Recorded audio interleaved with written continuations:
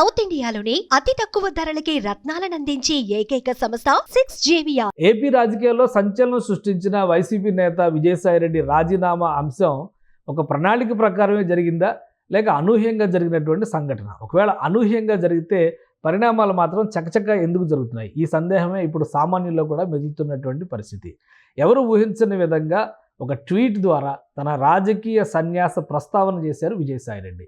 అలానే ట్వీట్లో చెప్పినట్టుగానే 25వ తేదీ ఉదయం ఉపరాష్ట్రపతి రాజ్యసభ అధ్యక్షుడిగా ఉన్నటువంటి ధన్ఖడ్ అపాయింట్మెంట్ తీసుకున్నారు. ఆయనకి రాజీనామా లేఖని సమర్పించారు.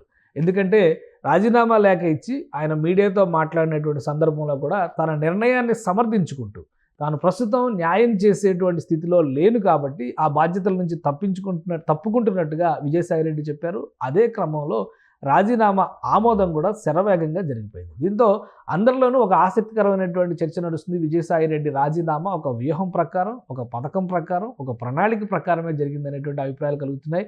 అలానే రాజీనామా చేసినటువంటి విజయసాయిరెడ్డి తాను ఏ పార్టీలో చేరబోవడం లేదన్నారు.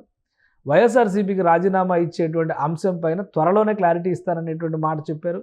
అలానే విదేశాల్లో ఉన్నటువంటి జగన్మోహన్ రెడ్డితో ఫోన్లో ఈ అంశం పైన ప్రతి విషయం స్పష్టంగా చెప్పినట్టుగా విజయసాయిరెడ్డి క్లారిటీ ఇచ్చారు. ఇక ఆయన పేర్కొన్నటువంటి ట్వీట్లోనే విజయసాయిరెడ్డి జగన్మోహన్ రెడ్డికి, భారతికి కృతజ్ఞతలు చెబుతూనే ప్రధాని నరేంద్ర మోడీకి, హోంమంత్రి అమిత్ షాకు కూడా ఆయన ధన్యవాదాలు తెలిపారు. జాతీయ స్థాయిలో రాణించడానికి వీరందరి ప్రోత్సాహం తనకి ఉపయోగపడిందని విజయసాయిరెడ్డి చెప్తున్నారు. ఇప్పుడు విజయసాయిరెడ్డి రాజీనామా తక్షణమే ఆమోదం పొందినట్టుగా రాజ్యసభ సెక్రటేరియట్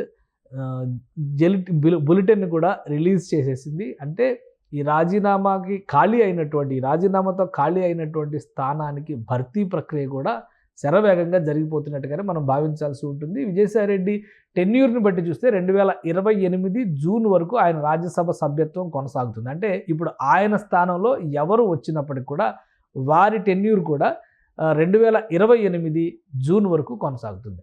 సో ఈ స్థానం ఎవరు దక్కించుకుంటారనేటువంటి అంశం పైన కూడా విజయసాయిరెడ్డి క్లారిటీ ఇచ్చేశారు. ఎందుకంటే వైఎస్ఆర్సీపీకి ఉన్న 11 మంది ఎమ్మెల్యేలతో రాజ్యసభ స్థానాన్ని దక్కించుకోవడం అసాధ్యం, రానే రాదని ఆయనే తేల్చేశారు. కాబట్టి ఇది కూటమి కోటాలోకి వెళ్ళబోతున్నటువంటి రాజ్యసభ స్థానం అనేటువంటి క్లారిటీ అయితే ప్రతి ఒక్కరికి ఉంది. అసెంబ్లీలో బలాలను బట్టి చూస్తే అతిపెద్ద పార్టీగా ఉన్నటువంటి తెలుగుదేశం పార్టీ, ఆ తర్వాత రెండవ పెద్ద పార్టీగా ఉన్నటువంటి జనసేన పార్టీ, మూడవ పెద్ద పార్టీగా ఉంది వైఎస్ఆర్సీపీ, 4వ స్థానంలో భారతీయ జనతా పార్టీ ఉంది. అయితే అసెంబ్లీలో ఉన్నటువంటి సభ్యుల బలాబలాల కంటే కూడా కూటమిలో ఉన్నటువంటి ఇచ్చిపుచ్చుకునేటువంటి ధోరణి, మైత్రి బంధాన్ని దృష్టిలో పెట్టుకొని చూస్తే ఈ స్థానం ఖచ్చితంగా బీజేపీ కోటాలోకి వెళ్ళబోతుందనేటువంటి సంకేతాలు స్పష్టంగా కనిపిస్తున్నాయి. అదే క్రమంలో కొంతమంది ప్రాబబుల్స్ పేర్లు కూడా స్పష్టంగా వినిపిస్తున్నాయి. మరీ ముఖ్యంగా మాజీ ముఖ్యమంత్రి ఉమ్మడి ఆంధ్రప్రదేశ్ చివరి ముఖ్యమంత్రి కిరణ్ కుమార్ రెడ్డి పేరు బలంగా వినిపిస్తుంది. ఈ స్థానంలో కిరణ్ కుమార్ రెడ్డిని బీజేపీ రాజ్యసభకి పంపించవచ్చు అనేటువంటి వాదన బలంగా వినిపిస్తుంది.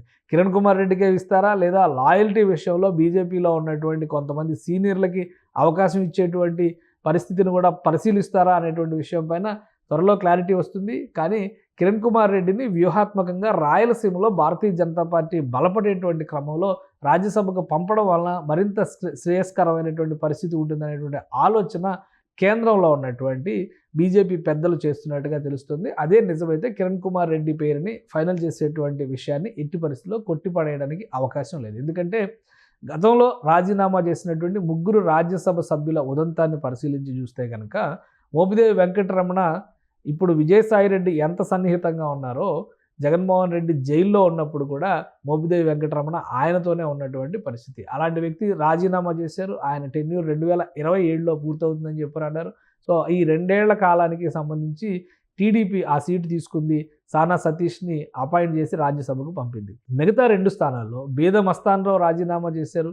టీడీపీలో చేరి ఆ స్థానానికి మళ్ళీ ఆయనే ఎంపీగా వెళ్ళారు.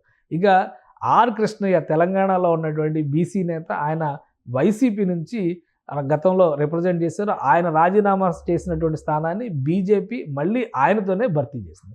సో ఈ నేపథ్యంలో 11 మంది రాజ్యసభ సభ్యులు ఉన్నటువంటి ఆంధ్రప్రదేశ్లో 8 మంది వైఎస్ఆర్సీపీ కోటాలో, 2 తెలుగుదేశం కోటాలో, 1 బీజేపీ కోటాలో ఉన్నారు. ఇప్పుడు విజయసాయిరెడ్డి రాజీనామా చేసినటువంటి నేపథ్యంలో బీజేపీ నంబర్ 2కు పెరిగేటువంటి సంకేతాలు స్పష్టంగా ఉన్నాయి. బీజేపీ పెద్దల సూచనతోనే విజయసాయిరెడ్డి రాజీనామా చేశారనేటువంటి ప్రచారం కూడా వైసీపీ నేతల్లో జోరుగా సాగుతుంది. ఇందులో నిజమెంత అనేది ఇప్పుడే చెప్పలేకపోయినప్పటికీ కూడా జగన్మోహన్ రెడ్డికి అత్యంత సన్నిహితంగా ఉండేటువంటి విజయసాయిరెడ్డి ఆయనను కాదని ఏ పని చేసే అవకాశం లేదు. కానీ ప్రస్తుతం ఉన్నటువంటి పరిస్థితుల్లో ఆయన సమ్మతితోనే బీజేపీ నేతల సూచన మేరకే రాజీనామా చేసి బయటకు వచ్చారు. అందుకనే వారందరితో కూడా తనకున్న మైత్రి బంధాన్ని గుర్తు చేశారు. ఇక వ్యక్తిగతంగా తాను ఎవరికీ వ్యతిరేకిని కాను, రాజకీయంగానే విమర్శలు చేశాను అనేటువంటి విషయాన్ని ప్రజల ముందర పెట్టడం ద్వారా రాబోయే రోజుల్లో వ్యూహాత్మకంగా వ్యవహరించడానికి కావాల్సినటువంటి ప్రణాళికను ఆయన సిద్ధం చేసుకున్నారని సన్నిహితులు చెబుతున్నారు.